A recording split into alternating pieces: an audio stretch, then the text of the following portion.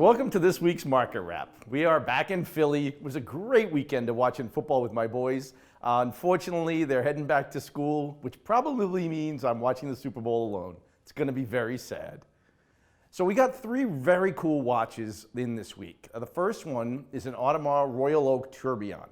Now this is the ultra-thin stainless steel tourbillon, black dial, absolutely gorgeous, very rare piece. Love having Audemars in the collection, and you can see we're going to be going with a theme today. So the second piece I got in is another Audemars. Now this one is the 15202 BA. Again, super rare. It's the Royal Oak in yellow gold. You don't see a lot of them. The 15202s, the thin version, see-through back, absolutely gorgeous watch. And the last one we're going to talk about today is the 26331 titanium and platinum chrono. Now mixed metals Audemars, they've done them for years. They do them in very small batches. I believe this piece is a 25-piece limited edition. It's just gorgeous. Beautiful platinum bezel, the titanium mixed metals, just a great piece. I'm sure it's not going to last very long. So it was another very active trading week, and demand feels like it's continuing to grow. We're seeing more and more goods hit the market as a lot of people are trading in, kind of taking advantage of the new higher values. We've seen prices creeping up for the last kind of 4 to 6 months. And it's always a nice surprise when someone's trading in and they're getting a little more than they thought of. So I think we're going to see a lot of new goods coming and hitting the market. And even with the higher prices, we're seeing a lot of people trade against it. Now, last week on Market Wrap, we talked a lot about currency and a lot about pricing. And this week, as you can see from what came across my desk, I thought it would be a great time to talk about Audemars Piguet. Now, I get criticized a lot because we're always talking about Journe, we're talking about Lange, we're talking about Rolex. But Audemars is a brand that we don't spend enough time talking about because we don't see enough. Now, Audemars was always considered one of the great Trinity brands. So back in the 60s, they made products very similar to Patek and Vacheron, and they were all kind of held in a very high esteem. But in the last few decades, they've become much more well known for their sport watches. So Audemars pretty much invented the category with the Royal Oak in 1972. They introduced the 5402. It was the first dressy sport watch, and at a crazy price for the time. So at the time, it was about a $3,000 Swiss franc watch, when a Rolex Submariner, kind of the sport watch choice of the day, was $300.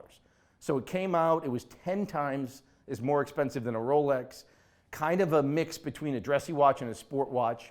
Didn't really take off right away, but now, almost 50 years later, they are the benchmark for kind of that luxury sport category. Now, over the years, I've had very much of a love-hate relationship with Audemars. So back in the early 90s, they came out with the Offshore. Big, bold styling. I always loved big watches. Just really cool, and it kind of set the trail for giant watches.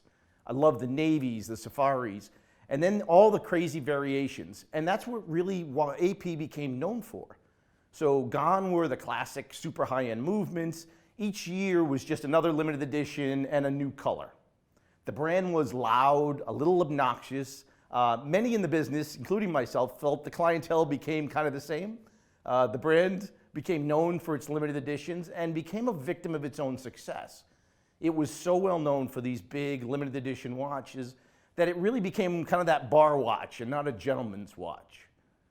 Then fast forward, kind of the mid-2000s. In 2005, they relaunched the 15300, a 39 millimeter classic steel Royal Oak, and started to phase out the offshore reliance. And the brand has been growing in popularity and rarity ever since.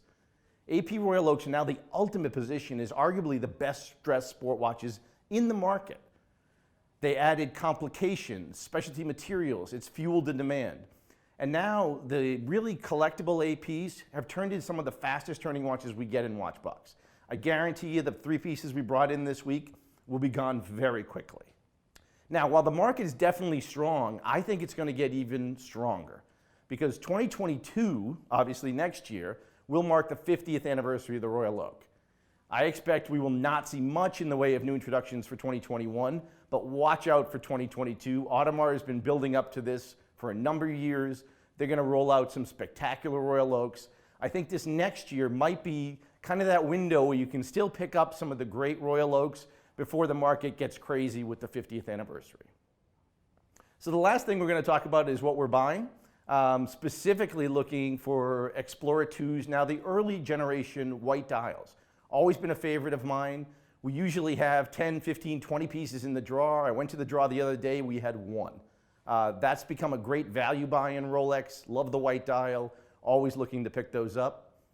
The other Rolex sport watch is the 14060A. Again, the no date sub, or what I call the sub.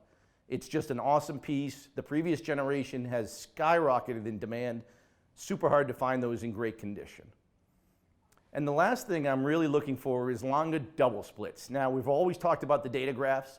The double split was kind of that next step up. It's big, it's cool, it's an amazing movement. There are very few on the market, so I'm always have my eyes open for those. So that was this week's Market Wrap. Look forward to seeing you next week.